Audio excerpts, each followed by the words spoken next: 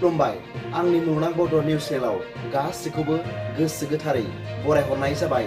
बे समाव आं नोंथांमोननि सिगाङाव फुंबिलिनि मोननैसो खौरां लाना फैलायबाय। अन्नानै भिडिअखौ जोबजासिम फारि फारि नायलांदो।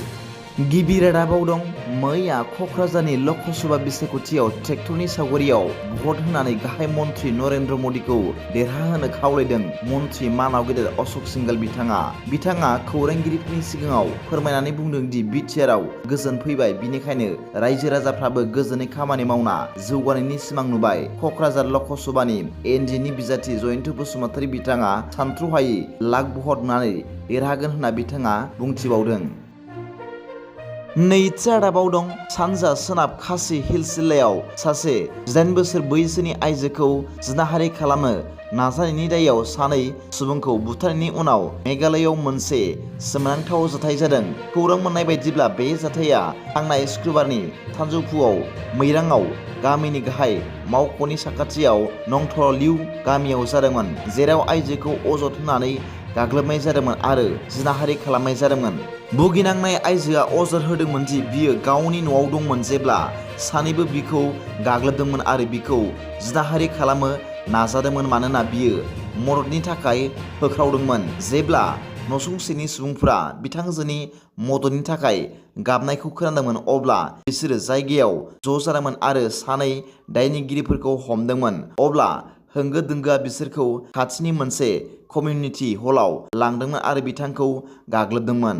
जाथायनि बागै खौरां मोननायनि उनाव पुलिसआ बिसोरखौ रैखा खालामनो जाथाय जायगायाव सौहैदोंमोन, अदेबानि बिसोरखौ समाव बासायनो हायाखैमोन। सासे पुलिस मावख'गिरिया बुंदों बिसोरजों होंगो दोंगो खालामखांनायनि उनावसो सानैखौबो हलनिफ्राय बायजोआव लाबोनो हायो।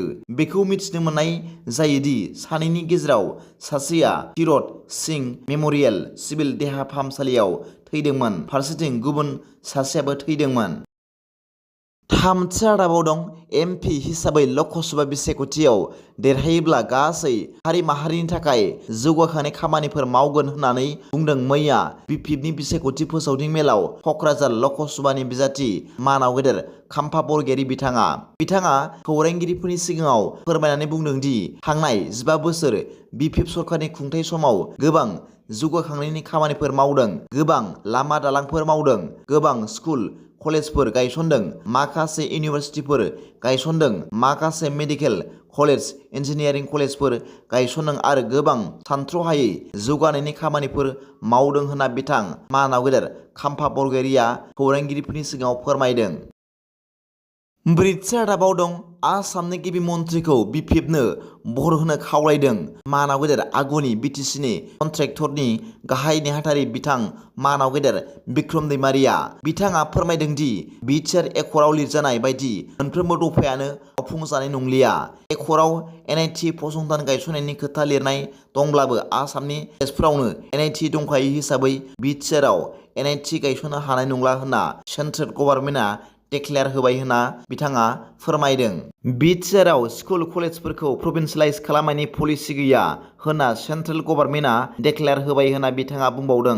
बिथां बिक्रम दैमारिया फोरमायनाय बायदिब्ला बिटिआरआव आसामनि गिबि मन्थ्रि आरो गुबुन मन्थ्रिफोर आरो कन्ट्रेक्टरफोरा रेलि खालामनायनि जाहोना जाबाय बिटिआरआव प्रमद बर'खौ लाखिबाय थानाय आरो बिटिआरनि खामानिफोरखौ बिटिआरनि बायजोनि कन्ट्रेक्टरफोरा मावनाय।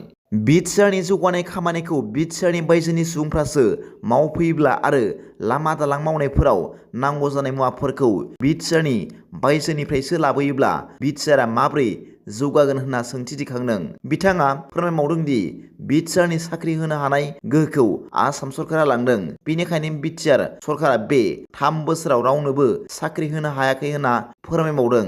बिनिखायनो बिटिसिआ जेरैथिंबो जोबस्रांनाय लामायाव फैनायखाय बिथां बिक्रम दैमारिया बिटिसिखौ रैखा खालामनो थाखाय गिबि मन्थ्रि मानाव गेदेर डक्टर हिमन्त बिश्व शर्माखौ प्रमद बर'नो फन हरनानै बिपिएफनो भट होनो खावलायहरथों होनना गिबि मन्थ्रिनिसिम खावलायहरदों होनना मिथिनो मोन्दों। दिनैनि फुंबिलिनि मोननैसो खौरांफोरा दा बेखिनिल'मोन।